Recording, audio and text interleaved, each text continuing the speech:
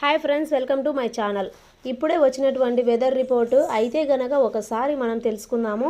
ఈ వీడియోను పూర్తిగా చూడండి. అలాగే వీడియోని ఒక చిన్న లైక్ కొట్టడం మాత్రం మర్చిపోకండి. అలాగే నా ఛానల్ని ఎవరైతే ఫస్ట్ టైం చూస్తున్నారో వారు తప్పకుండా సబ్స్క్రైబ్ చేసుకోండి ఫ్రెండ్స్.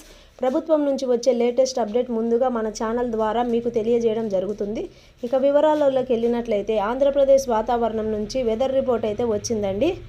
బంగాళాఖాతంలో ఏర్పడిన అల్పపీడనం ప్రభావంతో 3 రోజుల పాటు వర్షాలు కురిసే అవకాశం ఉన్నట్లు వాతావరణ శాఖ తెలిపిందండి. ఏ జిల్లాలకు వర్షాలు కురుస్తాయి, దానికి సంబంధించి వివరాలు తెలుసుకుందాము.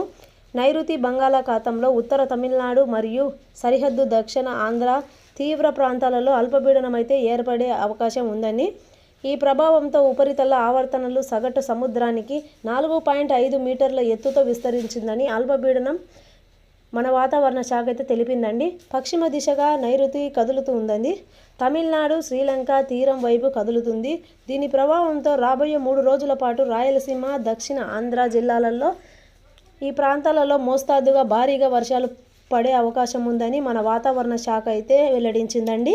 ఇక అలాగే నైరుతి బంగాళాఖాతం నుండి పశ్చిమ మధ్య బంగాళాఖాతం ఉత్తర కోస్తా వరకు విస్తరించి ఉన్నట్లు ఉపరితల ద్రోణి అయితే కొనసాగుతుందని, ఇంకా వీటి ప్రభావంతో ఏపీలో ఇవాళ కాకినాడ, కోనసీమ, తూర్పు గోదావరి, పశ్చిమ గోదావరి, ఏలూరు, కృష్ణా, తిరుపతి వంటి జిల్లాల కొన్ని ప్రాంతాలలో మోస్తాదుగా నుంచి భారీగా వర్షాలు పడే అవకాశం ఉందని మన వాతావరణ శాఖ అయితే తెలిపిందండి. అలాగే ఎన్టీఆర్, పల్నాడు, శ్రీ సత్యసాయి, అనంతపురము, అన్నమయ్య, చిత్తూరు జిల్లాలు కొన్ని ప్రాంతాలలో తేలికపాటి నుండి మోస్తాదు వర్షాలు కురిసే అవకాశం ఉందని వాతావరణ శాఖ అయితే తెలియజేయడం జరిగిందండి.